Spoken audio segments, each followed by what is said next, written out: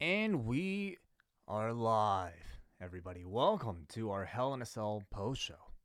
I'm John Pollock along with Wai Ting, and what a show we have for you tonight. Welcome, everybody. If you are listening live or if you are listening later in podcast form, we welcome you. That's right. Yep. Hello to everybody in the chat room right now. And if you're listening on the free feed, enjoy the rest of the show. We're also up on YouTube if you want to see this show as well. Yes. I don't even know where to start. I don't know what I have just watched. We are coming off the Hell in a Cell event from the Golden One Center in Sacramento, California. Yeah. That, as I last checked in, featured an arena full of people chanting refund. So if that's not a teaser for what is to come with our review, if you have somehow missed this show or not heard about what happened, this was an all-timer. This was a show of maybe it will be of legendary proportions one day. I felt like everything was going good until maybe about the halfway point. And then this show to me just actually got off to a very good start, the main show. Mm-hmm. But we had a pay-per-view that was totally lost in the shuffle. That was not a priority this week. That we started off the day with 4 matches, and I would say up until about 3 p.m. or so, that is the lineup we had. And then it was just a bunch of announcements made through the WWE during the afternoon to fill out this card. So the result, it wasn't even as though we had programs that had been set up on TV that you could easily just pull the trigger on and do matches. It was a lot of cold matches, or it was matches that we have seen to death that meant nothing for this audience. And this audience was checked out, as was I, for a lot of this. Like, this was a show that almost felt like we are required to deliver you a 4-hour show, even though we've got, I'd say, an hour's worth on paper. Yeah, I mean, in hindsight, I feel like if there was a better day for this particular show within the month, I mean, coming right off of, arguably your 2 biggest, maybe even 3 biggest TV shows of the year right now between Raw, SmackDown, and NXT, was this the best time to hold a pay-per-view, knowing that any type of build that you have towards it is going to be taken up by promotion for the other things? Which I can look at that this was not a very well built up pay-per-view, but there's no excuse for the main event. You booked a main event that you had no finish for, and you came up with maybe the most ridiculous concept possible that doesn't exist in one night. It is, to me, was destroying a concept that has been in this company for 20 years at this point, and you could argue 22 years that was just destroyed in the end result of this whole thing. I feel like it did a bit of damage to the great momentum that this new character, the Fiend, has built up as well, which I think is even more unfortunate. Yeah, we will talk about it more, but an unprecedented finish to Hell in a Cell. Later on, after we get through our review, we'll get to your feedback from the message board, but we'll also be taking your phone calls for this. So I look forward to hearing a lot of you guys. So maybe we'll try to get through our review maybe that much quicker, just so that we can hear from some of you, because I'm sure you guys will have plenty to say. All right, well, let's just dive right into this show. We started off on the Kickoff show. We had Jonathan Coachman, Booker T, Charlie Caruso, and Sam Roberts on the panel. And the additional matches that were announced during the day, we were going to get Alexa Bliss and Nikki Cross against the Kabuki Warriors for the WWE Women's Tag Titles, Baron Corbin versus Chad Gable, the OC versus the Viking Raiders, and a mystery partner. And on the Kickoff show, Natalya versus Lacey Evans in their latest chapter. And Kickoff started, we had the panel going over the matches. Alexa Bliss and Nikki Cross were interviewed, and this is where we're trying to figure out, are they heels? Are they baby faces? The answer is both, because Alexa Bliss was annoyed that they had to face the Kabuki Warriors, but Nikki Cross brought up that they did beat Mandy Rose and Sonya Deville a few weeks ago, which Bliss dismissed. So we would go into this match where one of them would be playing heel, the other would be playing babyface. What I didn't expect was that we would have more questions about that match because of the opponents. The whole thing has been such a mess. And, you would figure the match itself to give you a bit more clarity, but that was really not the case, because it turns out they were trying to build a heel turn for the other team as well. But you wouldn't have known any of that coming out of this. I mean, I think Nikki and Alexa's entire dynamic since they become champions has been pretty bad, like pretty miscommunicated anyway. For the most part, they have been baby faces because they've been facing heel teams. But that's never been explicitly stated. You haven't necessarily seen like any type of like, course of action that would lead you to think that, Alexa Bliss especially is a firm good guy. And they've just kind of like froze him at that point to this place where Nikki is obviously a very likable person, but Alexa, I think by her nature, is more so a heel, and they decided to just basically, present them as they were here, which I think ultimately just confused everybody. And our presentation of these two has largely just been losing to Sasha Banks and Bayley in different forms over the last month as well.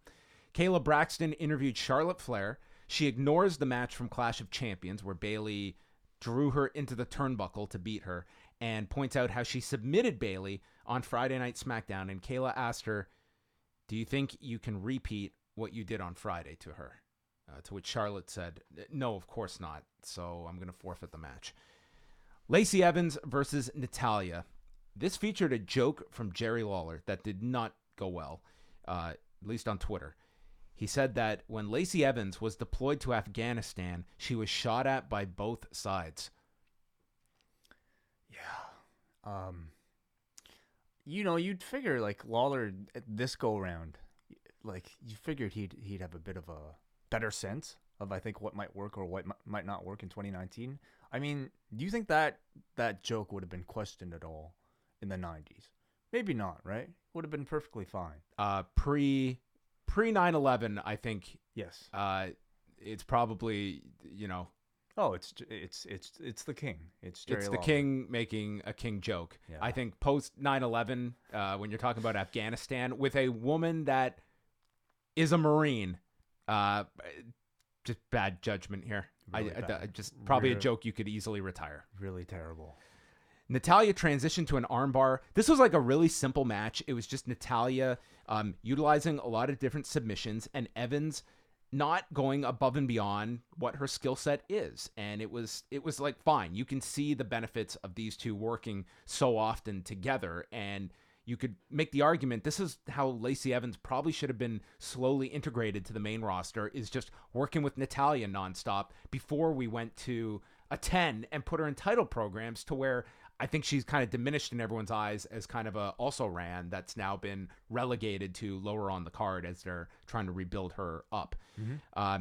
Evans got in control, worked over the left knee. At one point, she teased a sharpshooter, but that was stopped with an up kick. And then later, Evans was kicked to the floor. Evans missed her twisting moonsault, and then Natalya applied the sharpshooter, tapping out Lacey Evans at 9 minutes and 21 seconds. I thought this, for its place on the card, I thought it was a perfectly acceptable match, especially by Lacey Evans standards. Yeah, I agree. I think, it's a program designed largely to give Lacey Evans reps. She is facing perhaps the best teacher on the women's roster. And so for that reason, I can't hate on it. What I can be critical of is the fact that they presented this, 4 times now? Oh, it's been done to death on and TV. They're going to do it again tomorrow. This was the setup for a last woman standing match on Raw. No controversy out of this finish. It was, why? To give Lacey Evans reps, I suppose. It's a storyline that I think has captured nobody's attention from the get-go, and the fact that they're running into the ground, I think just makes people moan at this point. So it's a match that belongs on a house show. If you're going to present it on TV, give us a bit more variation. After the match, Natalya struck her and left her laying in the ring as well. So kind of her retaliation for the woman's right that she has taken. Sarah Schreiber interviewed Ali about his recent setbacks and got interrupted by Randy Orton discussing momentum. And he said Orton said he remembers when Ali had momentum, and he stomped it out.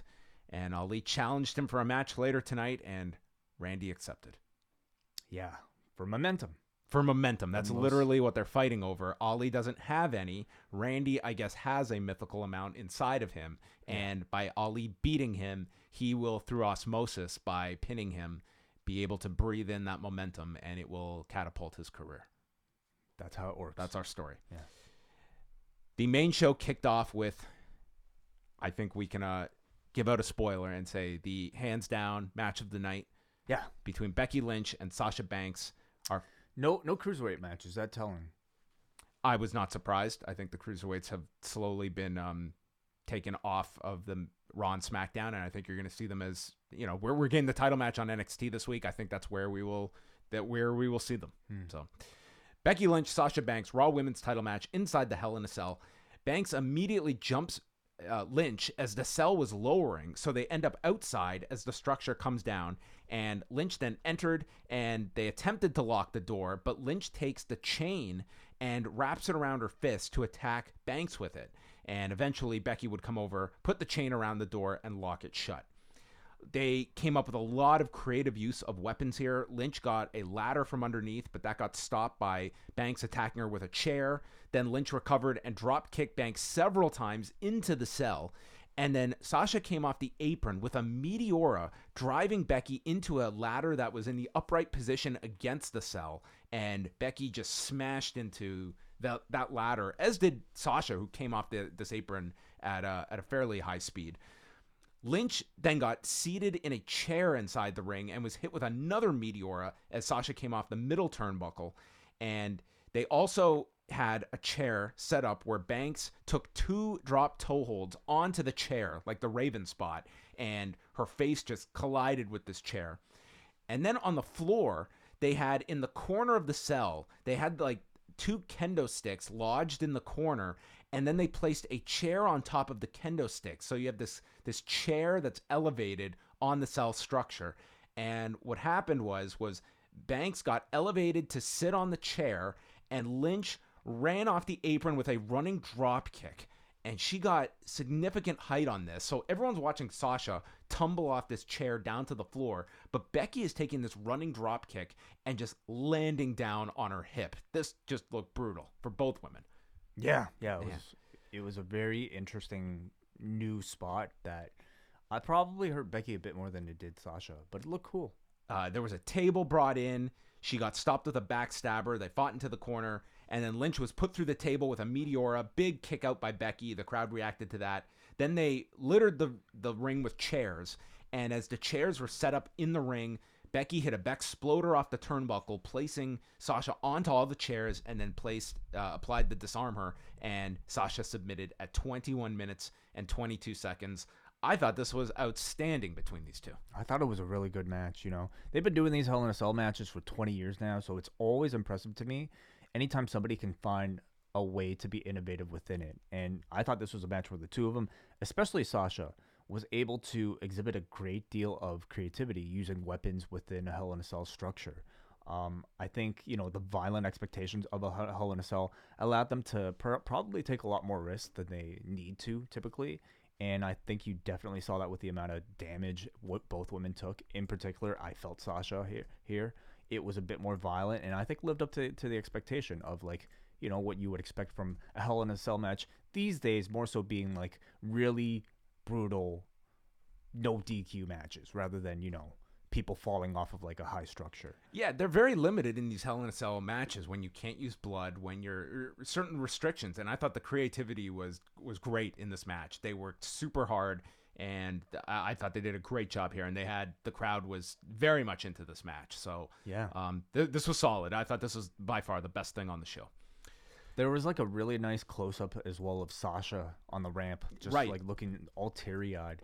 I really thought Sasha was excellent in this match. Yeah, they played it up after where Sasha is just heartbroken that she has lost this match. Right. It's the her latest loss to Becky. She fails to win the title. It was done very effectively. So that was great. After that, we go to Roman Reigns and Daniel Bryan against Erick Rowan and Luke Harper, and this has been changed to a tornado match. Mm-hmm. So we have no need for tags in this one. Pretty much right out of the gate, Bryan hitting a dive onto Harper while Reigns was in the ring with Rowan. And Harper and Rowan had the advantage on Bryan early on while Reigns was on the floor. Bryan got beaten down, and as he came back, he was starting to land some yes kicks when Harper yanked him to the floor and Reigns hit a drive-by, but Harper hit a suicide dive crashing into the desk. Bryan was then dropped face first on the apron. They double-teamed Reigns, even broke off a piece of the barricade to drive into Reigns. Bryan then avoided on the tables their version of the killer bomb that Lance Archer and Davey Boy Smith Jr. used to do. He blocked us with a Hurricane Rana that sent Luke Harper off the announcer's desk while Roman Reigns ran across the desks, spearing Rowan off. And that looked great. In the ring, Harper blocked a top rope Hurricane Rana from Bryan, power bombing him off. And then Harper ends up eating a Superman punch, the running knee from Bryan, and a spear from Roman Reigns as Reigns and Bryan win 16 minutes, 46 seconds. It was a really high-paced match, very hard-hitting between these four. I thought it was actually really good. You know, I think the Bludgeon Brothers, which they aren't calling them that anymore, it's just Harper and Rowan. They're always great together. Harper especially. You know, I think he brings an intensity and a fearlessness when you see him in there that's been sorely missed. To me, this was a match that was largely built on Bryan kind of playing the babyface in peril with really well-timed comebacks from Roman. Very big, satisfying table spots. Overall, I thought it was really good.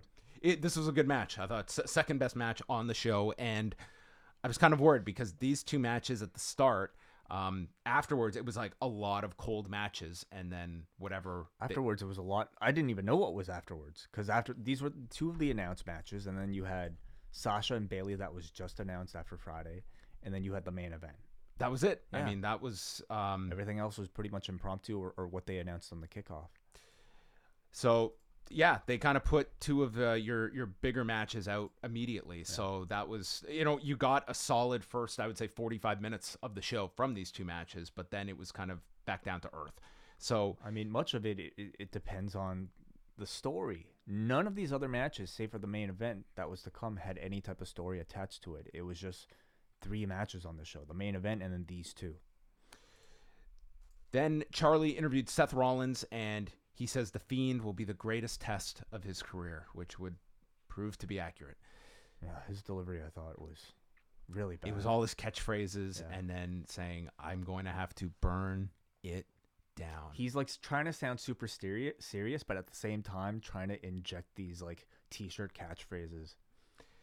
Randy Orton versus Ali. When they announced this match, I was interested to see this because this is the kind of opponent that usually you get the more creative stuff out of Randy Orton, but the crowd did not care about this.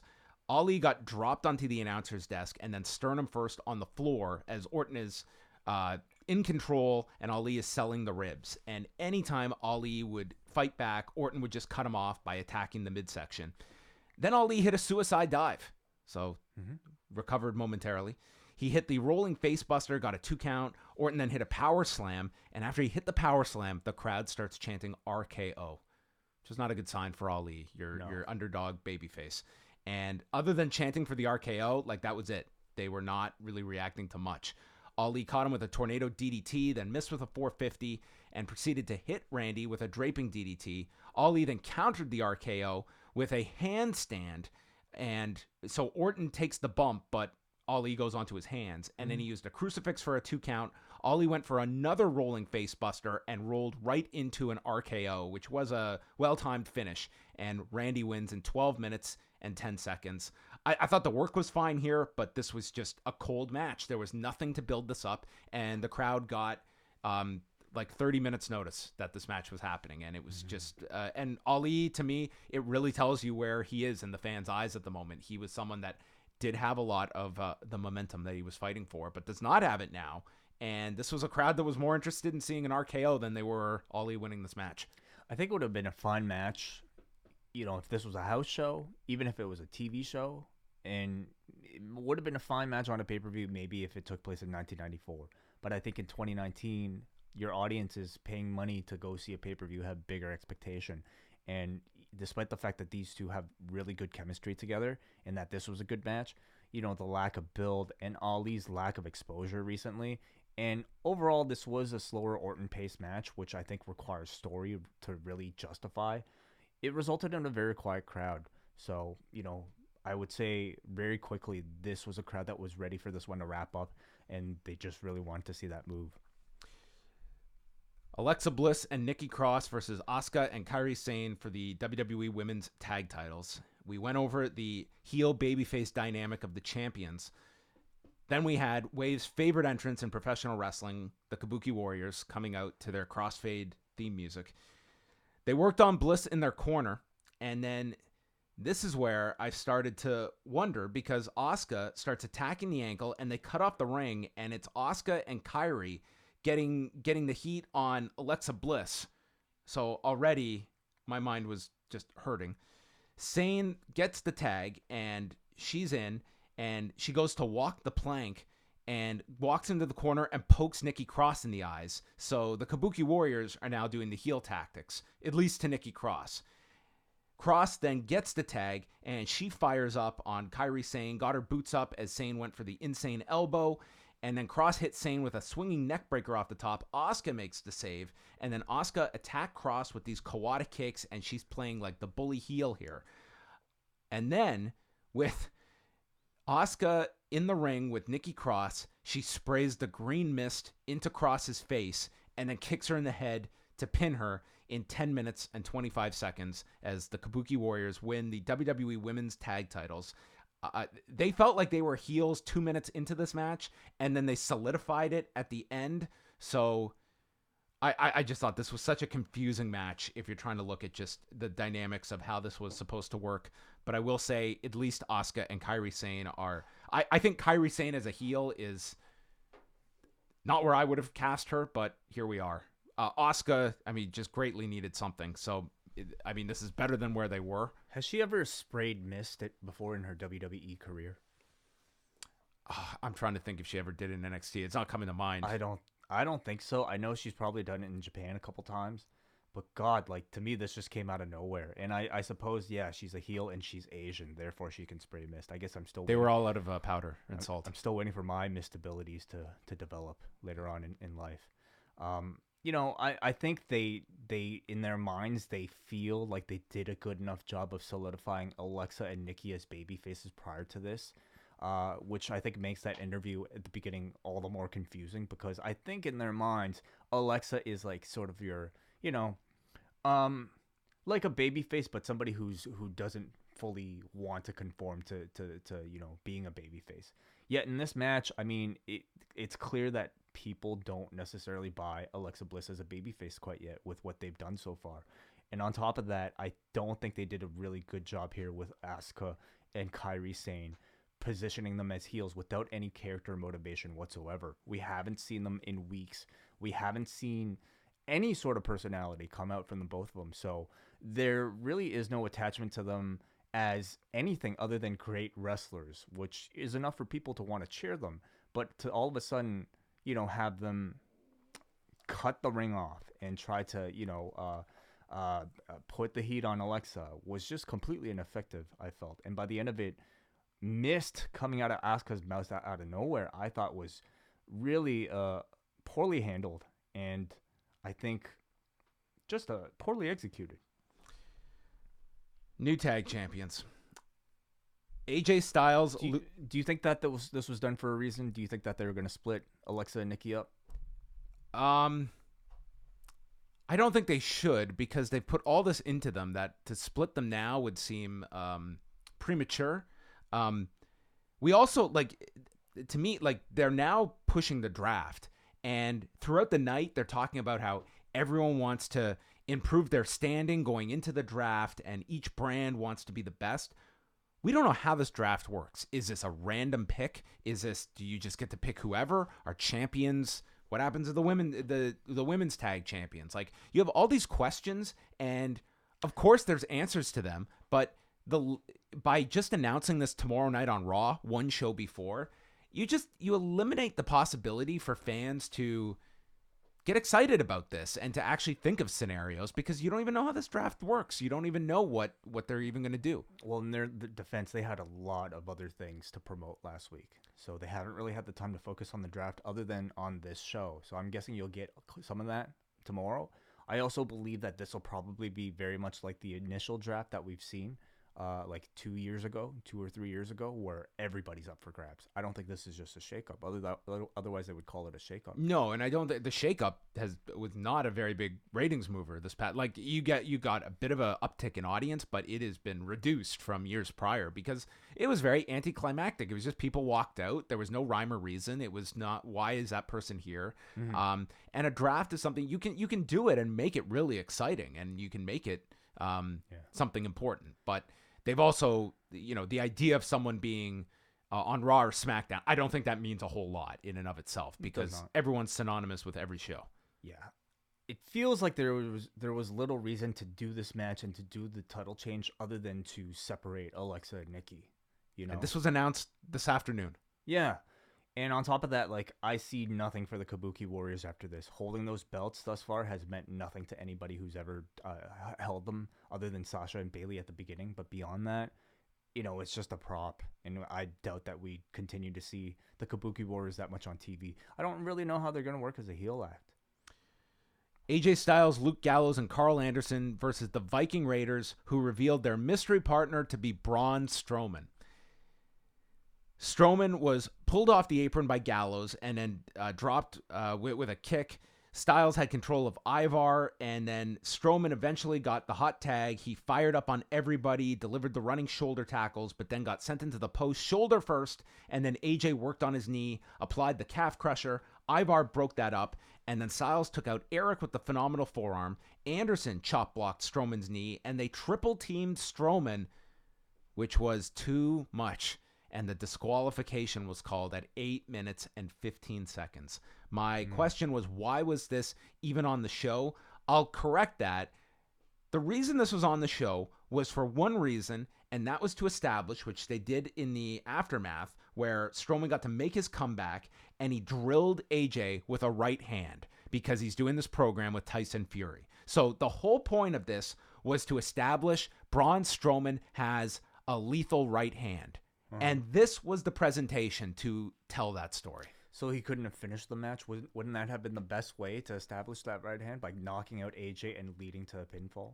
Like, even if you feel Luke Gallows is he's just too vital to beat on this nothing pay-per-view, you're telling me there is not any person that could have just come out, done a heel promo, the music hits, everyone pops for Braun, and then Braun just lays out a guy in record time, beats him, and he wins with his knockout punch. Simple. Yeah. For that reason, I thought this was stupid, but I think also just the fact that this was a match that you're demanding the audience's attention for, despite the fact that you haven't set up the reason why this match was happening, nor really done any sort of prep work to get the crowd invested anyway, to say, fuck you, haha, we got you, by giving them a DQ finish after the fact, I thought was really, really lame for a pay-per-view. Like, the poor person who decided to buy this on terrestrial pay-per-view. Oh my God. $60 or however much. Oh, maybe I'll take a chance. I really enjoyed Friday Night SmackDown. Maybe I'll buy that Hell in a Cell pay-per-view. And then you got this. I feel bad for that person. Like, it's a great question that, we, granted, the terrestrial numbers are not what they were before. Even but it's the network, even if you signed up for the network. But they're not nothing. They're not nothing. Yeah. Like, there are people, like a decent number, that spent money on this. There was no reason you couldn't have had a finish for this match. Absolutely not. This thing was not announced till this afternoon, and you're telling me, well, we just can't beat any of these people. Well, why is this match happening? Why can we not have a body in there that can just lose to this right hand? Done. So this was a mess. Viking Raiders fought off Gallows and Anderson as well after all of this. And then the comedy at the end was Styles having to sell the knockout as he comes back to consciousness, and he's asking Gallows and Anderson what day it is, and he's all messed up from the punch as he wobbles to the back, and AJ was just so over the top here. Yeah. I don't know if he was trying to be over the top. I guess in a wrestling context you kind of have to be, but it was more, I thought it really funny. More than like, wow, he's really hurt. And Monday night, Tyson Fury is going to be on Raw from Bakersfield, California, and I guess that's where they're shooting this angle for Fury and Braun Strowman. What do you think, a match or a boxing match? I mean, obviously here they're setting this up with Braun having the same power as your lineal heavyweight champion. Yeah. God, a boxing match sounds like terrible. I think maybe just you go with a match. Do you expect it to be a singles? You don't see it's going to be anyone else involved, like some kind of tag to protect Fury? I don't think so. So, yeah, I imagine that'll all be shot Monday night. The Street Profits are backstage. They're loving this show. Maybe because they didn't have a monitor. I'd love to, for 1 week, see them actually be critical. There should have been a finish in that last match. A DQ in that? So they get interrupted by Carmella, who was got rolled up. Sorry, Carmella shows up, and she's got the 24/7 title, and she gets rolled up by Tamina, who wins the 24/7 title. Yeah. That was it. Tyler Breeze then showed up. He's back from NXT. He shows up. Tamina just decks him. Drops Tyler Breeze and runs off with the title as R-Truth and Carmella set out to find Tamina. Mm-hmm. That's it. I guess she was just around. Sure. Yeah. King Corbin versus Chad Gable was next. Amazingly, the crowd was chanting STD at the beginning of this, although it didn't really last. Corbin got on the mic. He said he put The Rock in his place on Friday, made a bunch of short jokes about Gable, and said that he hopes that Gable's career is like his legs, short, and says that he is now going to be known as Shorty Gable, which Corey Graves definitely got the memo. Oh, yeah. And that's all he was referred to in this match by Graves.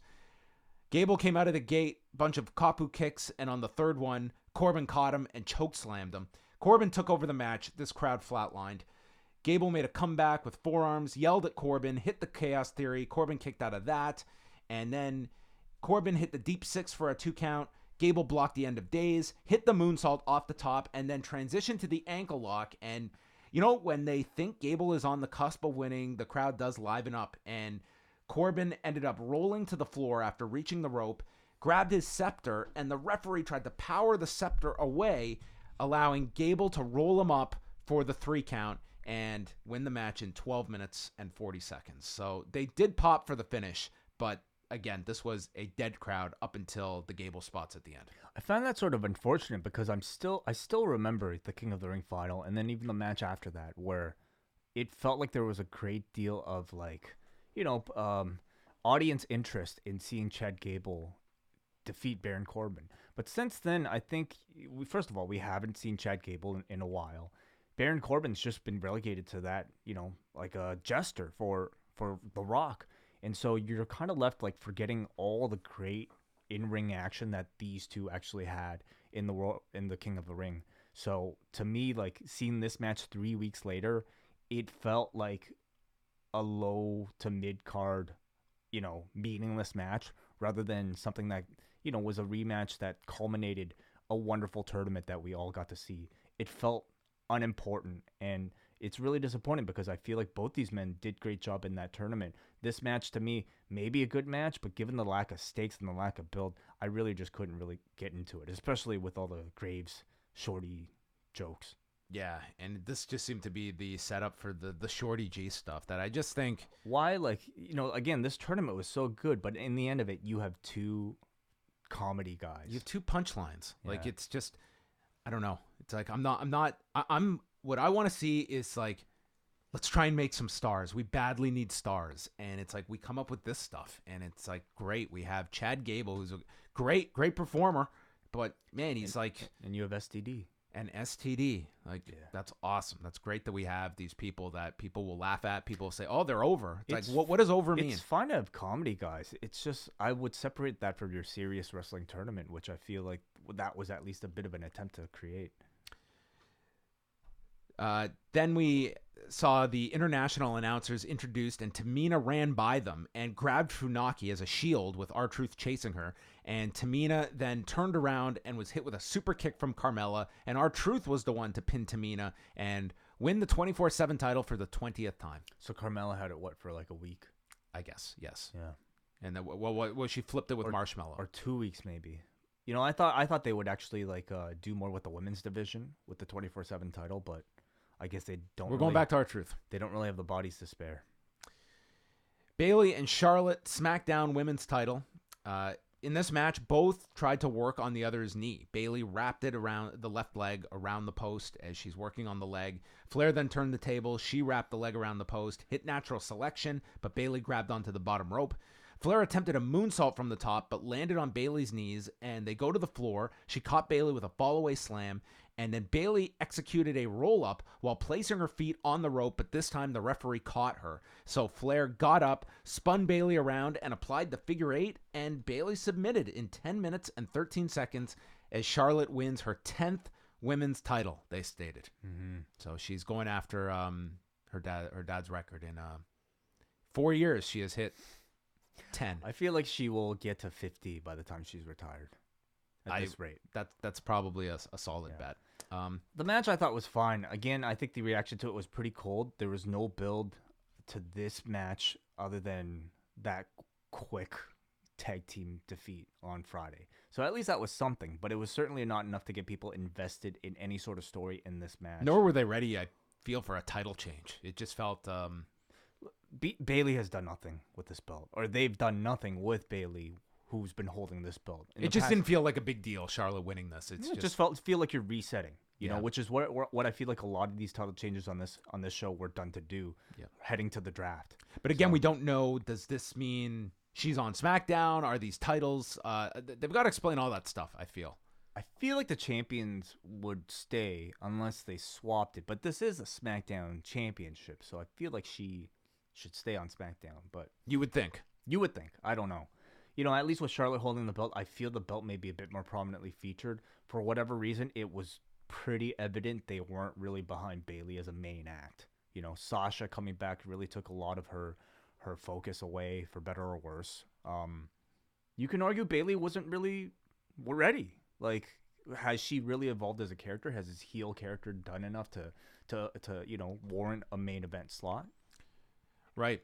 I mean, to be honest, like, given all the PR that Charlotte did for the build up to Fox, you could have argued you could have thrown out the women's tag match and just done this, you know, in front of a larger audience, positioning Charlotte as, you know, your champion going into this Fox era. That it just felt like this was just so under the radar on this show, like doing this title change with Charlotte, that I know we shouldn't be arguing like this pay-per-view meaning even less, but it meant less. It meant nothing on this show. So that was it. Like, the match was fine, but I've seen much better between these two.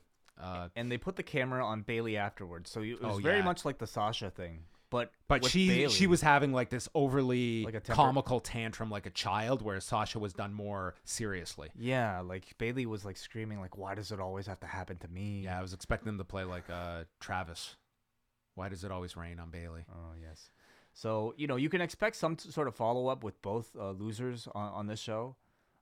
But I feel like the Sasha one was handled with a bit more seriousness. And the match, I think, came across obviously better as well. And then they aired promos for Crown Jewel. They didn't state where it's taking place, though. Do you think they will? Well, I mean, last show they mentioned Saudi Arabia, didn't they? Or at least the name of the city? I think they ended up saying Jeddah, or Saudi this one's Arabia. In Riyadh. Anyway, they just promoted Team Flair versus Team Hogan, which they said is for the first time ever. Which is it's actually not. TNA beat them to that one. So yeah, 1 p.m. start time on October 31st for that show. Kayla Braxton interviewed Shorty. Oh, I'm sorry. And Gable says, it's fine. You can call me Shorty. He's Shorty Gable now. He's okay with it. What an awful name. Terrible. What an awful, awful name. Yeah. Even if it's as a joke. Even if you're giving him all the biggest wins in the world to call. Even if he main events WrestleMania, to give him the name Shorty. This is Shorty Gable. Like, it just sounds like... They went with it. Like, I thought that was just a rumor, like a myth, you know, that was spread on the internet. No. It was... The only difference is it was going to be Shorty G, and it looks like they're going with Shorty Gable. Oh, now. Way better. Way better. Yeah. Well, you can't take away his last name. He tells Kayla that she can go ask Baron Corbin how it felt like to come up short, and said that his win... This Olympian, by the way, said that tonight's win was bigger than anything I've ever accomplished. What a life he has lived. Well, I guess he didn't win at the Olympics, so this was bigger than that. I would say making the Olympic team is an accomplishment. I would classify that as a great accomplishment. Baron Corbin at Hell in a Cell 2019. They're in Sacramento on October the 6th. And he proved that I am the bigger man. And then Corbin just beat the shit out of him backstage. I was just done. Just absolutely done with I thought in the promo, despite the fact that Kayla called him Shorty and Chad was okay with it, Gable actually came across pretty good with some of the lines that he was given. Kayla's also just as short as this guy. Yeah, but announcers are supposed to be shorter. The question is, was Kayla wearing her shoes or not? Chad Gable's not even that short. You see him on 205 Live. There are people that are way shorter. But anyway, like, I thought Gable actually came across pretty well with what he said. But then immediately, here comes the Baron Corbin train just to take it all away. So I don't know what the point of that was. I don't know what the point of giving him the win was if you're just going to take it away right here at the end of this match or at the end of this segment. You know, I think they all look stupid coming out of it. I think Corbin looks bad coming out of it. Gable looks bad coming out of it.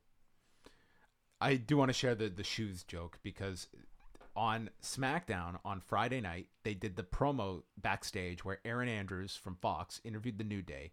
And this video was, I guess it was some like live stream they had going or whatever it was. And Aaron Andrews is on camera and she's saying, well, this is what happens when you come to WWE. She was wearing like these heels and was explaining they're making me take my heels off so I don't look taller than the New Day. And she's doing it very lightheartedly, but it really has the tone of this place is nuts. I've been a professional broadcaster for my entire career, and this is a new level of insanity that I have never encountered before. Even if that wasn't her intent, I think that's how it probably came across. Like, it was like a woman who's like, I have never thought of such a ridiculous thing. Like a woman who's interviewed countless athletes in her life and probably been taller than some of them. And like no normal person thinks about this stuff. Yeah. Yeah. I mean, I'm sure they weren't really happy with the fact that one of these trade secrets was leaked like this. And then it was time for our main event, Way. Oh, wait a second. Did you say the main event? Oh, yes. Did you say... Describe the main event, first of all. This is our Hell in a Cell main event between Seth Rollins and The Fiend, Bray Wyatt. And they've found a new way to present Fiend matches.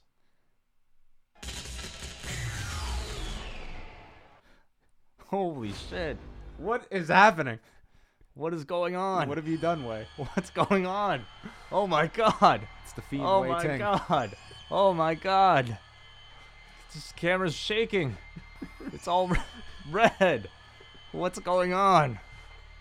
Oh, I'd go play with the lights, but I'm not getting up to do this. Way, you are the production expert. What did you think about this decision to put this red filter over the screen for our 17-minute match to proceed?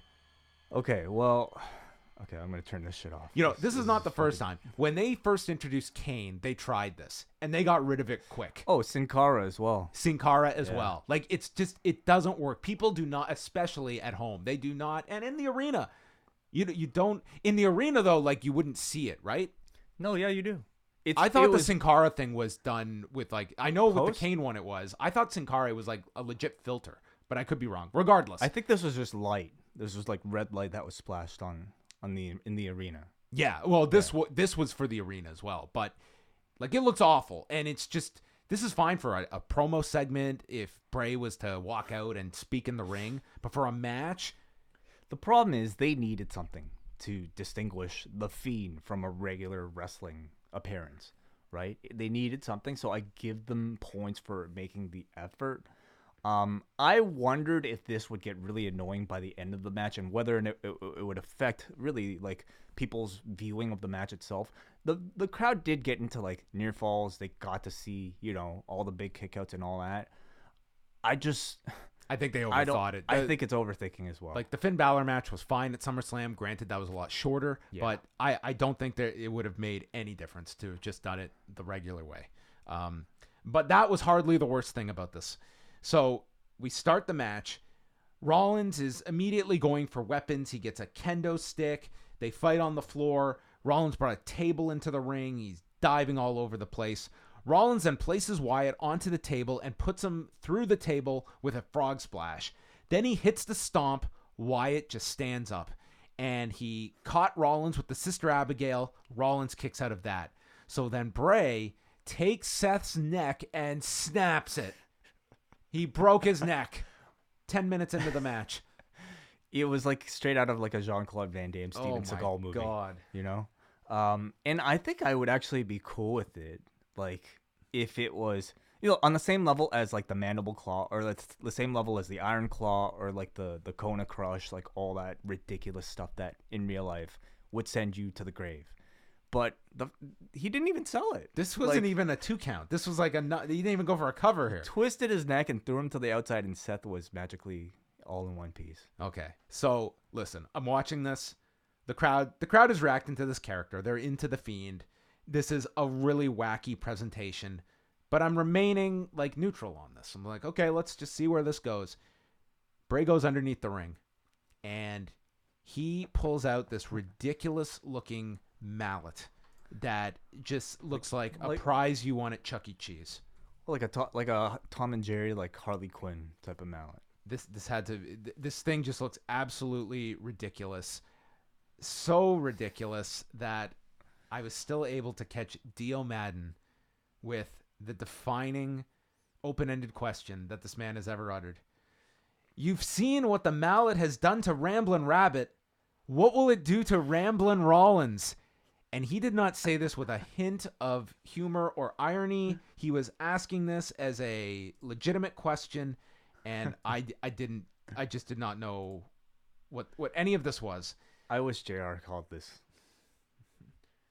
I am glad he didn't have to.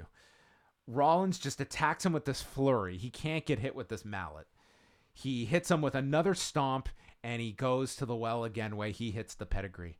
But Bray kicks out at 1. Rollins proceeds to hit 5 more stomps, and the crowd is booing Rollins. They are sick of this guy. They just want to see the Fiend win. Yeah, that's what they were booing. At the same time, man, like, has he done irreparable damage to the stomp? Oh, I think he did absolute harm to his finisher. Like, he totally this was just too much. Like, way too much. Him doing 3 versus doing by the end of this 10. It was just nonstop. I don't think it would have made that big of a difference. Like when it was a big deal that he had to use 3 of them to beat Brock, and and then here it's just like this was just comical. It was like, yeah, you don't. This is how you kill finish. He drilled him with a chair shot. Bray kicked out at 1 again. He then places the chair on his face and drills the chair with a ladder, and Bray continues to kick out. So then Seth goes to the Triple H Batista well. He grabs the toolbox, empties out the toolbox, and starts attacking him with the empty metal toolbox, to which I'm just like, what is going on here? But then he crosses a moral and ethical line, one of which I do not condone, even in simulated violence. He went for a weapon that was going to potentially cause a fatality, and it's nothing to laugh about. He reached under, and even in the PG era, Seth Rollins displayed a fully functional, deadly sledgehammer. He stared at the sledgehammer that I'm sure was speaking to him in tongues, and the referee steps in. He's seen a lot of things in this match. Toolboxes, ladders, chair shots to the skull. Do not think about using that sledgehammer in this ring. Think about what you're going to do, Seth. And Seth said, you want to fire me? I'm already fired. And he hit him with the sledgehammer. And then everybody's ears just rang. They thought that maybe they had been hit with the sledgehammer because they distinctly heard a bell ringing, but it was not inside their head. It was ringside. A bell was rung, and we had a disqualification finish inside of the Hell in a Cell, the same structure that has lived off of the clips of Mick Foley and The Undertaker for 21 years. The match that at one time was a hell of a tool to draw on pay-per-view with. This was the absolute death of Hell in a Cell, in my opinion. 17 minutes and 3 seconds. Bray Wyatt wins the Hell in a Cell match by disqualification. After all we saw in that opener with Sasha Banks and Becky Lynch on this same show. Forget Mick Foley. What was this? How you put together a match where you just have no fucking out, and this is where you go? Like, is there one person in the world that you would run this finish by and not expect a crowd to throw garbage at you, or at the very least chant refund, which they all did afterwards? They hated this, and with absolute justification. Absolutely. I think they've really gone too far with their unwillingness to have people lose and to get out of title situations. I mean, sometimes, especially on a pay-per-view that you spent a lot of time building for a character that's been really hot up until this point, I think you just execute it and do it. And yet, even on a show like this was really bad on a number of levels. They did a lot of damage to the the perception that the Hell in a Cell is your final destination for a feud. Not that this was, but I think for many feuds it is. It's certainly lost its luster, I think, over the last number of years. But this to me was an absolute, like, just killing of this gimmick. You know, this was a pay-per-view crowd that wasn't really given a whole lot to begin with. This was the show with the least amount of effort, I think, put into it amongst the other three, amongst the four that we got on WWE TV this week. And they were given a really shitty finish. The stomp, I thought, was hurt. I thought Rollins was pretty hurt by it, but I was most disappointed by the fact that Bray Wyatt as the Fiend has been doing such a great job up until this point. It's been a character that's been protected really well, and I think we all wondered how they would treat this on the match itself, how this match would take place with a substantial amount of in-ring time while at the same time making it seem special. And unfortunately, the end result I think everybody has of this match, and even a bit of the character, is that this just didn't work. You know, this is not... It was a poor idea of a match. Like, you didn't want to beat either guy, and you put them in a match where you couldn't get out of it. And you came out with this, which was terrible on many levels. I think, absolute harm to Seth Rollins. I do believe The Fiend is such a character that this will not be a gigantic stain on him, but you're right. It was not. It was a mistake. A lot of people, I think, predicted this match to be fast, like a Goldberg type of match. And I think that would have been perfectly fine. You know, have The Fiend come out there, 2 minutes tops, lighting effects, all this crazy shit. He kicks out of the stomp multiple times. Sister Abigail, done. Like, let that be that threat that's always lingering. The harm is going to be, like, Seth comes out of this. Like, if you were worried about tiptoeing around crowds booing Seth, this certainly gave a lot of amplification for, like, if Seth comes out to a negative reaction on Monday, I think you will have a problem on your hands. Like, this was...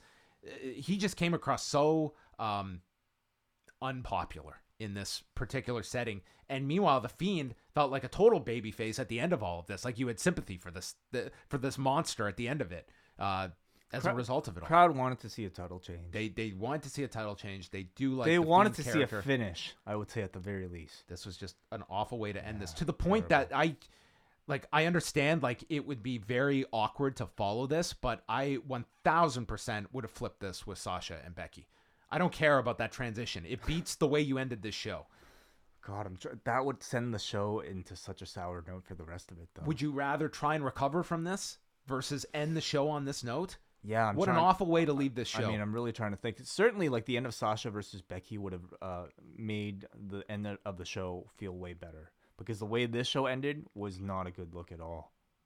At least, like, a bad finish is a bad finish, but I think it's amplified by being put in this spot where, you know, if you're someone that just gave, like, say you're God forbid you're a fan that just happened to swoop in on Fox on Friday night, but even if you were a fan that typically would buy a WWE pay-per-view or sign up for the network, or even dedicate your Sunday night to, and say, I'm going to give them the benefit of the doubt, and hopefully I get a good show. And this is what you get. Like, you just feel like, what an idiot I am. I feel bad for those people. I feel bad for the people that paid money to go to this show in person. Because, you know, I want to say thank goodness you guys voiced your opinion, because they were chanting, restart the match. There were AEW chants to close the show, and just a huge chorus of boos as the signature came up to end this broadcast. It really was quite something, and I think... Hopefully, it's been, I feel like, quite a while now of, like, them not necessarily living up to fans' expectations between not delivering Steve Austin or the Sting, Undertaker or the Undertaker on their Friday night show. I really thought the Undertaker was their out in this match. That's at least a storyline they've introduced. Kane was taken out. If you have to do a bullshit finish, you're at least getting the Undertaker unadvertised, and it's a big pop to confront the Fiend. And you come out of this where that is a cool match to some people, the Undertaker and the Fiend, which, you know, Undertaker probably needs someone at Saudi Arabia. That is where I thought this was going. Could not have forecasted this one. Yeah. You know, I thought it was really interesting how this audience was chanting AEW, and that I think that was immediately on everybody's minds. To put out a show like this, like, granted, listen, I'm sure that company was greatly overworked this past week, but you committed to doing a pay-per-view, and you have no problem taking people's ticket money and pay-per-view subscriptions. They want a hot product in exchange for that money, and they're going to be graded as such. So you came out with like a really it's tough. I could not imagine, having watched those first 2 matches on the main show, saying that this could be lower than a thumbs in the middle, but I have to go thumbs down on this show. I thought it was really interesting that they would be daring enough to even attempt something like this, given the state of the competition right now, and that, you know, there's a huge microscope under them from executives at Fox, and also, you know, your fan base, when there's a clear alternative out there now for people who aren't satisfied, and if they want to voice their opinions about what they don't like about your show, they can go support the other show. I thought at the very least you would give them a decent finish. I think with 2 good matches out of like however many, this to me was a thumbs down show as well. Yeah, I didn't. And listen, those first 2 matches, especially the first Hell in a Cell match, I thought it was great, but that could not overcome this 4-hour show for me. So, very, very bad ending. Phone lines are going to be open right about now, because we want to hear from all of you. I'm sure a lot of you have plenty to say. 1-732-800-4423, or search Post Wrestling on Skype and call us. Another big feedback night. How many? We're at 36 right now. Okay, we'll get to as many as we can. Yes. We will go through those. But over on the forum, where are you putting this one on a scale of 1 to 10? Oh, God. From our forum, I'm going to say 4. I'm going 2. 1 for each of the good matches. Okay. A 3.07. So there we go. All right. Not a strong performance. Let's go to our first phone call. Caller, you're on the line. What did you think of Hell in a Cell? Hey, guys. It's Paul from New Jersey. Hey, Paul. Hey, guys. And like you said, everything past that second match was either pointless, something I thought you could put on Raw the next night, or just downright bad. And, like, it's amazing, like, especially, like, with the FS1 deal, you think, like the way my head would work on that is, like, oh, hey, we have Chad Gable. He's an Olympian. Maybe we can do some sports-related stuff with him. And just even, like, watching Up, Down, Down and hearing her, I'm like, why is this woman a Stepford wife on acid instead of like and it's just such an indictment of the characters.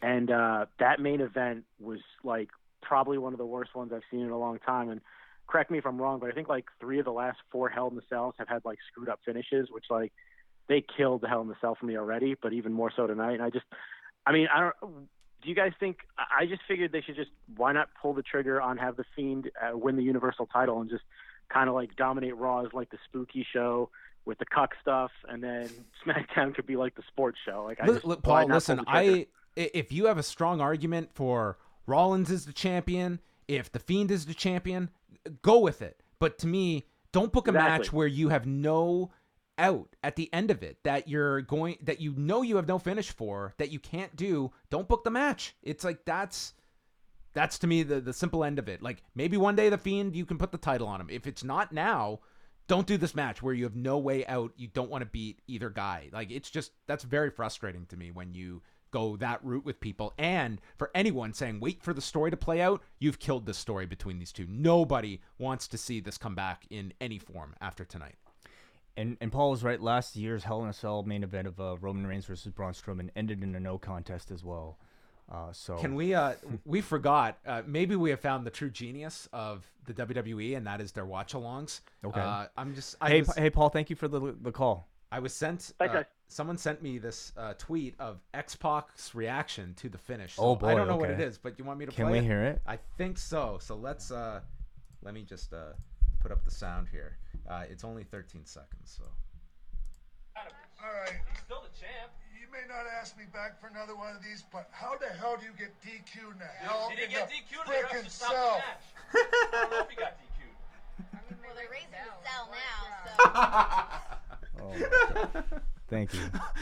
Watch along might be my new way that I watch these. And Sean Waltman should be on every one of them. Oh my God, that's hilarious. Caller, you're on the line. What's how do you get DQ'd in a Hell in a Cell? Hello, caller. You're on the line. John and what? Oh, I'm on the line. It's MJ. Hey, MJ. What's up? Hey, John hit a great point. It's the reason I wanted to call in, not talk about the whatever it was we just watched. Anytime I make a great point, I love to hear about it. How do you do this of all weeks? You debuted on Fox. You had potential new eyeballs. You're pushing them to the network. You haven't grown subscriber numbers in several quarters. You have competition at your heels on Wednesday night, and you piss off your fans and run this kind of show. Mm-hmm. And I'll let you guys talk about that. Thank you, MJ. Listen, I don't think this was a show that was probably heavily watched in comparison to other pay-per-view events. It's doesn't matter. I just think for those, to me, even if it's a small number, it's your diehard fan base that got no big promotion for this show that are watching out of a loyalty to your product, more likely than not. They've just watched a lot of wrestling. More so than that, word spreads. And anybody who was at least interested in checking out the results knows that WWE had a really bad main event tonight. So, I think that matters a lot more. Hello, caller. You're on the line. Please turn down your radio. Oh, sorry, man. My bad. Oh, boy. We stay in New Jersey. And Brandon, what did you think of Hell in a Cell? Our own version of The Fiend.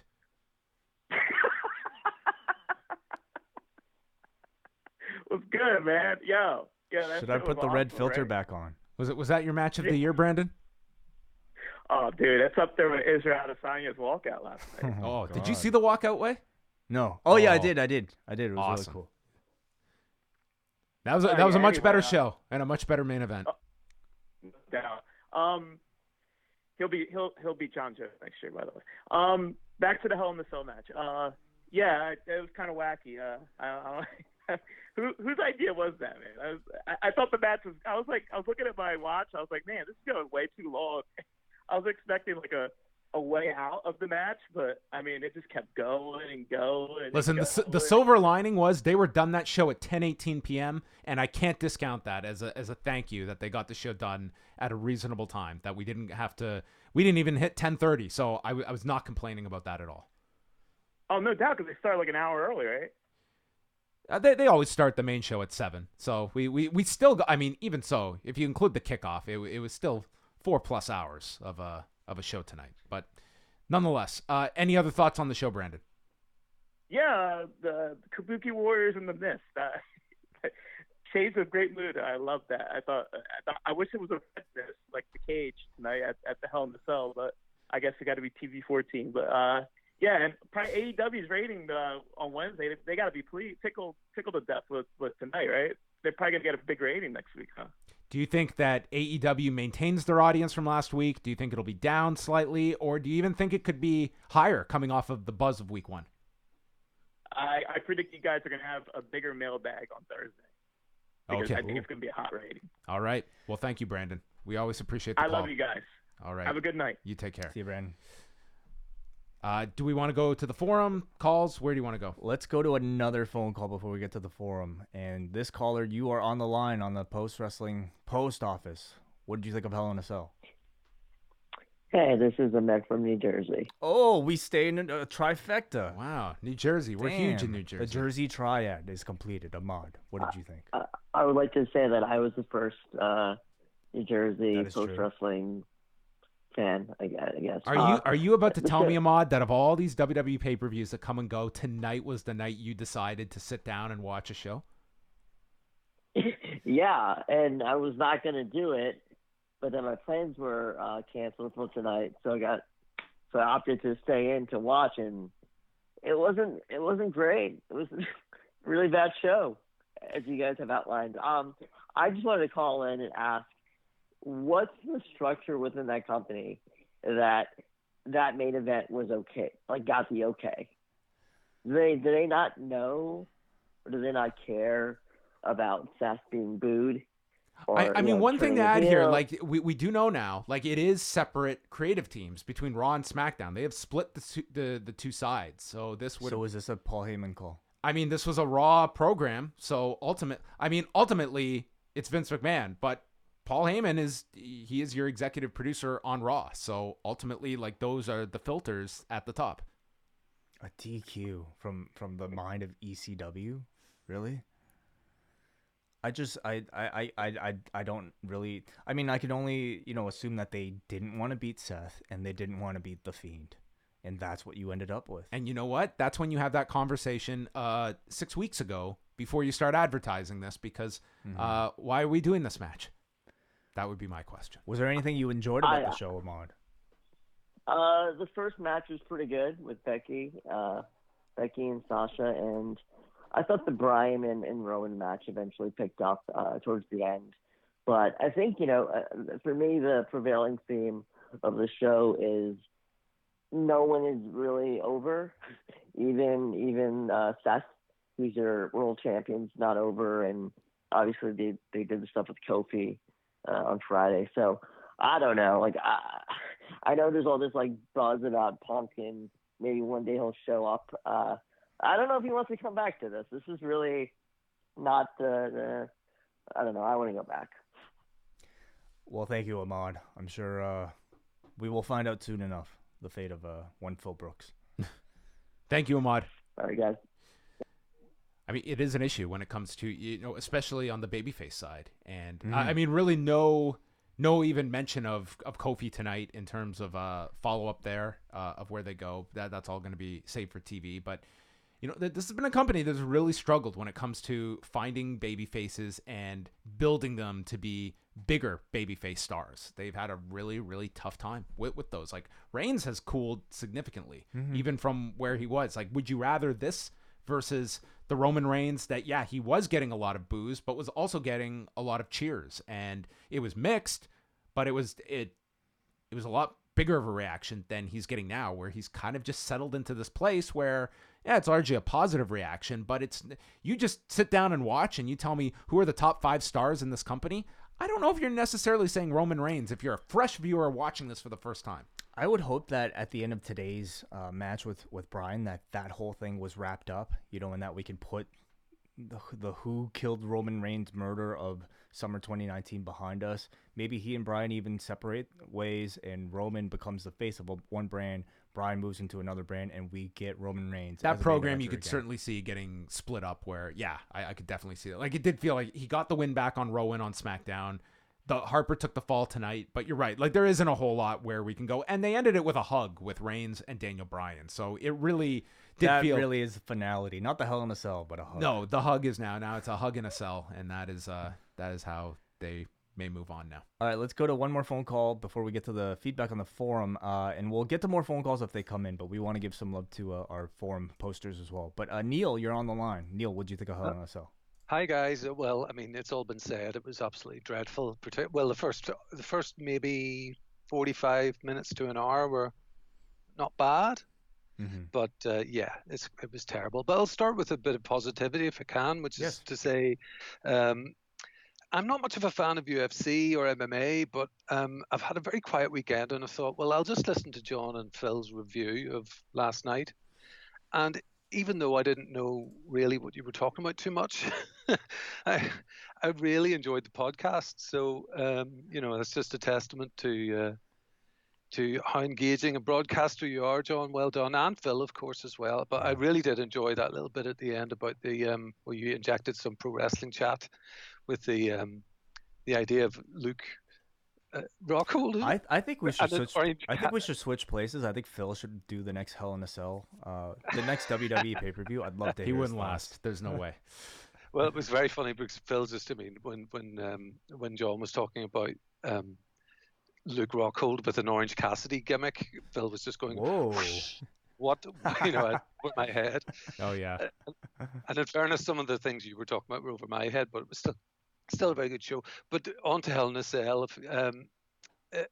I think something that was clear tonight was that philosophically, at the moment, TV is their absolute priority. We're so used to the TV shows hammering us with it's only $9.99. Make sure you get the network. And today it seemed like they were flogging the TV shows to network subscribers because it was all Tyson Fury's on Raw tomorrow. And that, as John mentioned, the entirety of that triple threat match was, six-man tag was really to get over Strowman's punch. So that was all to do with Fury and Raw. and they did hugely long recaps of SmackDown. So it was all seemed to be, watch our TV shows. And maybe that's because a lot of network people will just watch the pay-per-views and rely on the video packages for the stories. And you obviously weren't going to get that tonight because half the matches didn't have any build. And I also thought, if I can just, one more thing, because I know I go on all the time, but the Raw announce team tonight were dreadful, I thought, way worse than they were last Monday. The idea hopefully will be for them to improve, but King was dreadful. Dio was dreadful. And Vic was kind of anonymous. I just thought they were very poor this evening, and it wasn't just because they were calling bad matches. And the only logical explanation I could come up with for the bell ringing was that the ref was maybe calling the match off for medical reasons. He thought that the Fiend had been killed, but he wouldn't have thought that with all the other shit that they put on him before. Yes, like the broken neck and the things. No, you're quite right. I know. That would be a stretch, and you would want the announcers to call it. Yeah. But I just like that the sledgehammer has now been elevated to the status of like an AK-47 or something. Absolutely, yeah. It had the status of what is it, an AR-15 or something like that. It was kind of the ref pleading with Seth. This is not who you are, Seth. It's like, what? What is going on?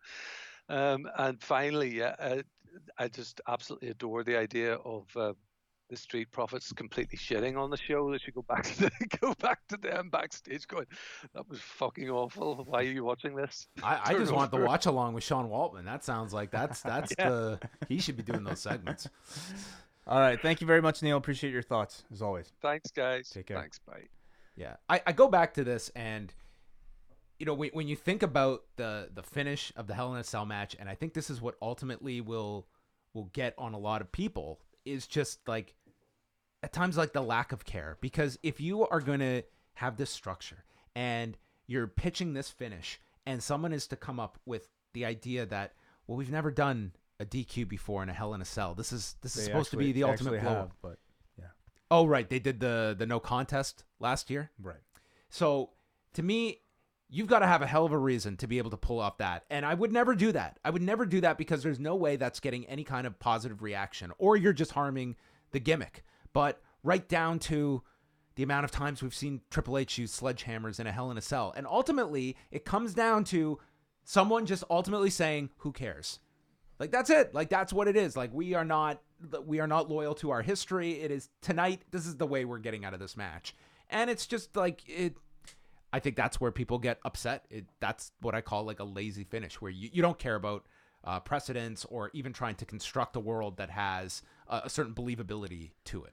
Yeah. As strange as that word is to use for this debacle tonight. I mean, in some ways, you say that they don't care. I think they almost put too much care into it, too much thinking into it, and too much willingness to try to protect everybody, to make sure nobody takes a loss. When I think in execution, if you didn't want to make the Fiend look bad, you probably shouldn't have booked him in this match, because he comes out of this looking pretty bad. He didn't get the job done. He was beaten so badly, evidently, that it required a referee to come in and save him. To me, that's the perception that something like that has.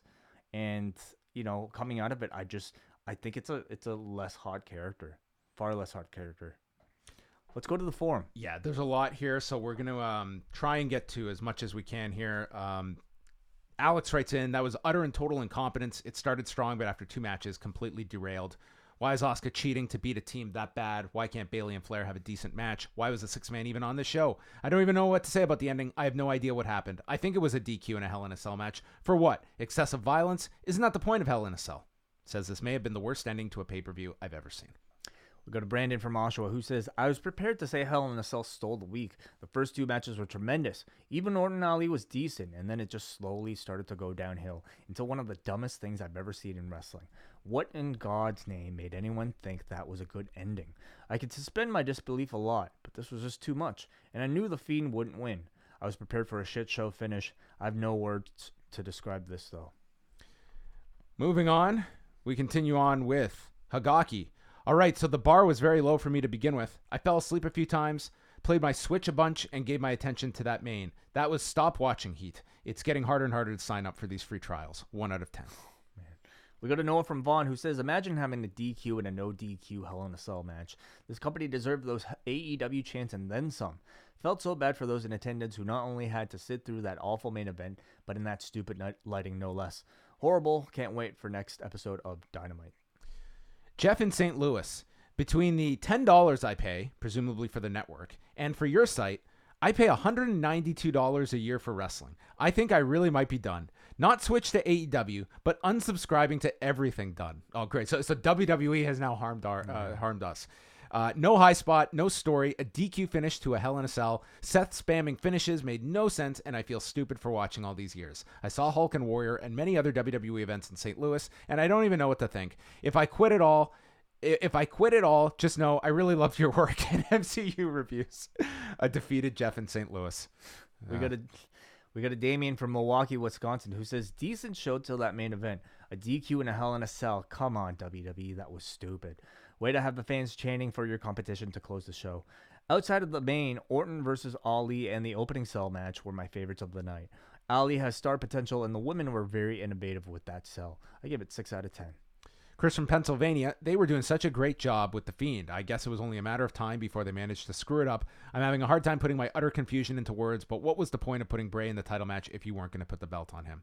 He says he gives this 3 out of 10 because the women's cell was fantastic and the tornado tag was surprisingly fun. But man, was this an awful ending to the show. Let's go back to the phones. Hansi, you're on the line. What's up? Yo, what's going on, guys? Thank you for reviewing that monstrosity of a show. I liked two of the matches.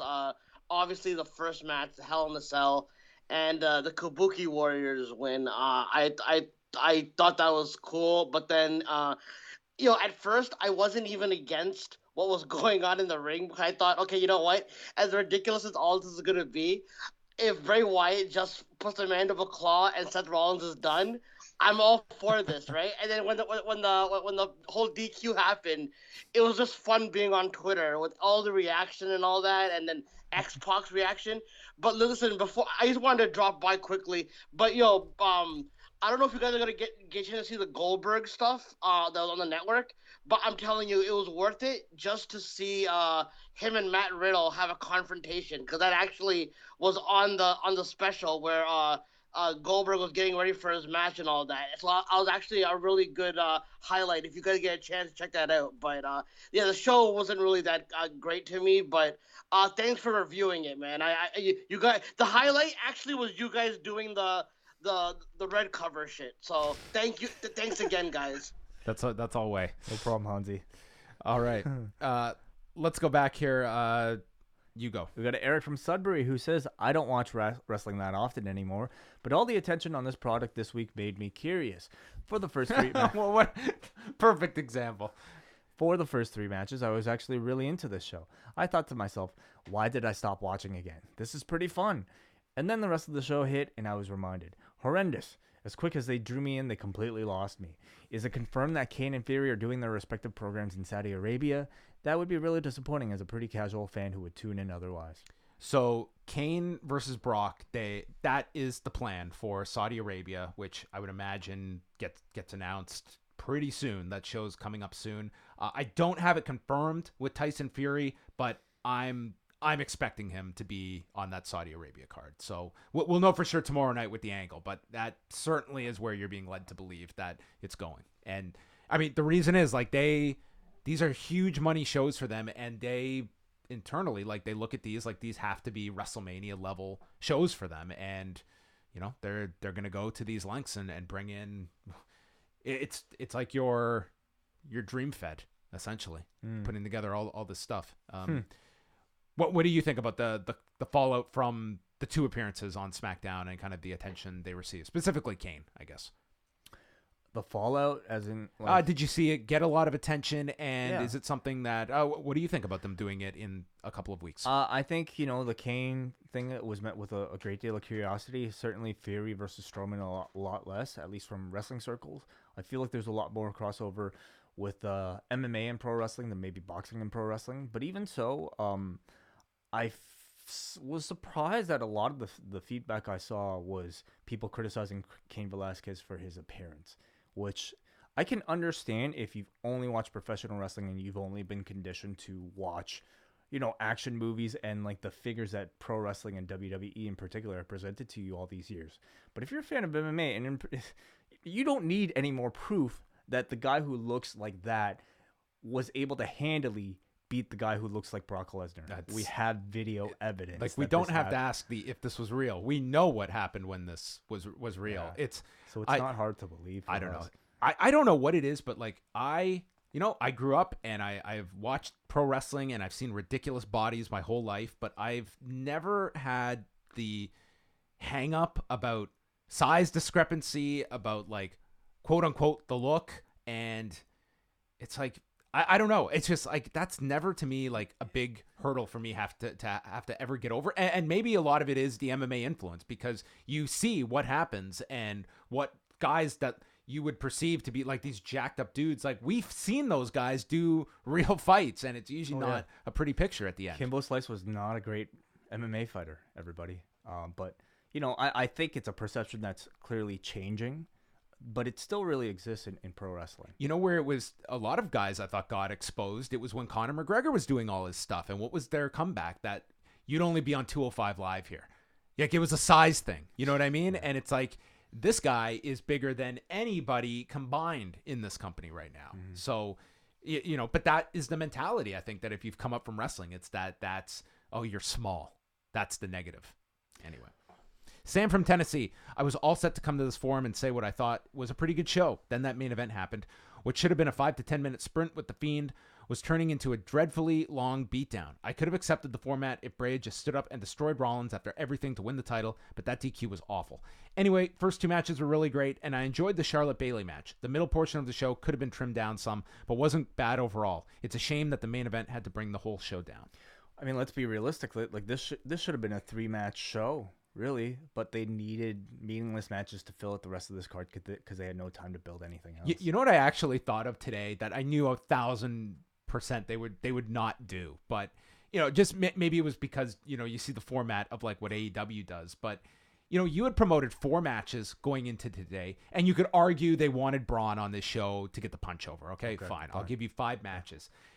That if you were to just throw out a show that was 2 hours in length on the network, and then for your live crowd, we'll throw some matches on after that Hell in a Cell match. Listen, not ideal, but I also think that there is something to say about, we respect your time and let's give you a bite-sized version of a show that I don't think would have got that many complaints from people. Of just imagine this show if, granted, there was nothing saving it with the Bray Seth Rollins match, but if you had gotten Becky and Sasha, the tornado tag. Oh, like a takeover. Exactly. Yeah. If you had done that, and granted, a better finish for the main event, 5 matches, 2 hours, I think everyone would have left that show saying, that was a lot of fun. That was like an in and out fun show. That main event would have killed anything, but yeah. You're right. You could have thrown out, your AJs or whoever after the fact for the live crowd. They get their 3+ hours that they paid for. Mm-hmm. Not the perfect thing, but I think like the idea that we've got to do these marathon shows all the time. I never hear people ever leaving MMA cards, pro wrestling shows, ever saying, God, I wish it was longer. Now, is it something they have to fulfill for maybe like broadcast pay-per-view purposes, or for the fitting into a time slot for anytime they want to air a pay-per-view on the network, or for DVDs? Like, could it be something that we're not thinking about right now? I mean, you do have your pay-per-view window that's reserved, and obviously it's a longer window that they reserve, so that is a factor in there. But you're not. I mean, if you're doing essentially a 2.5 hour show, all told, and you're not even like throwing in the kickoff and all that. I mean, it's ultimately you're looking at what is, to me, the best viewer experience. 247 is solid to me. That's what the Royal Rumble 1994 was. I sat through that thing in one sitting this afternoon. It was so good. Okay, I couldn't do the Royal Rumble in one sitting. That really? That was an interesting show. I love that show. That is Tuesday, everyone. We're reviewing that on Tuesday. Bret Hart and Owen Hart kicking Bret Hart's leg out of his leg. The Undertaker versus the Yokozuna in a casket match. And a Royal Rumble featuring a very controversial finish. Controversy ending a pay-per-view done in the right way, I would say. Now, what if they had killed Bray Wyatt by putting him in a casket that exploded and he elevated into the rafters. In front of that crowd, it would have absolutely worked. Listen, to be fair, if that casket match in 94 happened at the end of this pay-per-view, we'd be getting the exact same reaction. I don't know. That would not play well today. There's no way. You could argue it didn't play well then. Okay, at least that had a finish. Okay, it did have a finish. That had a concrete finish, and it was all the heels ganging up in order to defeat this unbeatable entity called The Undertaker. But it killed The Undertaker. To rebrand him for something else. I'm being facetious. Okay. They beat The Undertaker, and it wasn't the death of The Undertaker. It was the literal death of The Undertaker, but the character absolved the loss, and it was the evolution of The Undertaker. It's like, I think sometimes they really overlook. Sometimes the right win can really help, and the wrong loss can very much hurt you. Yeah. But it's very rare when people go in and say, we can't beat this guy now. Odds are you can, to be honest. You mean beat Bray Wyatt? I'm saying either guy losing tonight, I don't think would have been the absolute death. You could have absolutely beaten Seth, and I think that was actually the right thing to do, because Bray coming out of this not having the championship just makes that character look weak, I think. Again, it goes back to, if you didn't have a finish, why did you book the match? We got a Joey from Queens. What a waste of 3 hours. Unless I missed it, there were only 4 matches announced for this card, and the rest were just slapped together random nonsense with no story or build behind it. This pay-per-view was the quintessential monthly obligation show, and that's bad enough. But what the fuck was that main event? The Fiend got very little offense, and to top it all off, we got a think of your legacy moment, followed by the most ridiculous ending to a main event match I've ever seen. The Fiend rising from the dead at the end was cool, but to see him put the mandible claw on Rollins to a chorus of AEW chants is really lame, considering how hot he was after SummerSlam. All right, we continue on here with, let's go to Chris from New South Wales, Australia. First cell match was really good. Unfortunately, that was the high point of the show. Randy winning while giving the nod of approval to Ali was a nice touch. It'll be interesting to see whether they do something with him after the draft. I'm interested to see what direction they go with Bayley after losing. The main event, what can you say? Not only did they kill all of Seth's finishers, it got so far beyond ridiculous, it became comical. I think that's 2 DQ cell finishes 2 years running. Just kill the pay-per-view now. Did not enjoy the blood spot at the end of the show. Where do you guys go from that? 3 out of 10. We go to Brandon from Caledonia, who says, what am I even watching? Aren't probably what you'd want someone to say during your main event, but that's the only thing I could say about whatever that was supposed to be. The rest of the card was very mediocre, but I only cared about the main event, so the quality of the other matches really didn't matter to me. But then to go out and do that. I always hate when people get overly dramatic and say they'll never watch WWE again, but after that, AEW may be the only thing I watch on a weekly basis. To compare to last year, what the finish was, as I had totally forgotten it, is it's Roman Reigns versus Braun Strowman with Mick Foley as the referee, and Brock Lesnar makes the surprise appearance with Heyman, tears off the door, and then takes out both guys with F5s, and then they call it the match. The match gets thrown out here, so Roman Reigns ends up retaining the Universal title, which that sucks for a finish, but I would say at the very least, you got a surprise appearance. Yeah, okay. Like, I really thought that's where we were going tonight with, like, The Undertaker showing up to do something with The Fiend, and it wouldn't be a satisfying finish, but I didn't think we were going to get a satisfying finish going into this, but you'd at least get the unexpected pop with The Undertaker, but they didn't even go to that. I would say it's not even close which was worse between last year and this year. Yeah. We got a Biff who says, I signed up just to have a laugh over this one. I was in a network meeting on Friday discussing going head-to-head with SmackDown on another network, telling executives that WWE will poo the bed in no less than 3 weeks. I was wrong. It only took 3 days. The show wasn't awful, but the ending was. WWE Women's Wrestling is alive and well. Thank you guys for the hours of entertainment. Yeah, Biff Lawson is a big mover and shaker out there with VH1. You can follow him at Biff Lawson. Guy who... gave me a complimentary pen when we met him in New York over WrestleMania weekend. Oh, a pen. Yes. What kind of pen? We were at the MLW show, and he gave me a pen that was a Jim Cornette official pen, and it had like his name written on it or something Jim like Cornette that. pen. I That's believe right. so. Yes. Anyway, so lovely. Biff's a good guy. Thanks, Biff. Let us continue on here. Oh, look at this. The celebrities keep rolling in. Scrump. who has become an official podcaster because he is not Scrump from Chicago. He is Scrump from the Pro Wrestling Tees Cast. So promoting his show. Promo. PWT Cast, everybody. Yes. Go subscribe and check out. We were on there a number of weeks ago. As was Braden. Scrump says, I just got out of the second screening of The Joker and was able to catch the main event. Really the only match I cared to see, as they only bothered to book 4 matches. What a 1-2 combo. For yeah. Well, this one was booked by Jokers. Up until the end came up on the screen at my theater, I thought I wouldn't see a bigger clown than Joaquin Phoenix for the rest of the day. But then Vince McMahon said, hold my beer. Who forced WWE to book this match? Did I miss the article on WWE management having a gun held to their head? Or maybe he means a pedigree held to their head and being forced to do this. If they didn't want Seth or Bray to lose, then why are we even having a match? I know it's wrestling, but I just asked for some semblance of logic and thought. Hopefully, Bray can bounce back from this, as angles like this is what killed his character the first time. Take care, boys, and go watch that Joker movie if you have not. I have not seen it yet because this has been the most insane several-day stretch I can recall, but my plan is to try and go this week sometime during the day. And I got my tickets for Tuesday. Nice. So I'll be. I've heard it's awesome. Yeah. I hear a lot of things about it, actually. Oh, so. Okay. Are you going to talk about it? I'll talk about it. Yeah, absolutely. Maybe on Wednesday we'll mention it. Now that I probably won't see it by Wednesday. But, I'll wait till you. Yeah, come on, man. Spoilers. We got a Jake from Hamilton. I've been listening for years, but never felt left feedback before.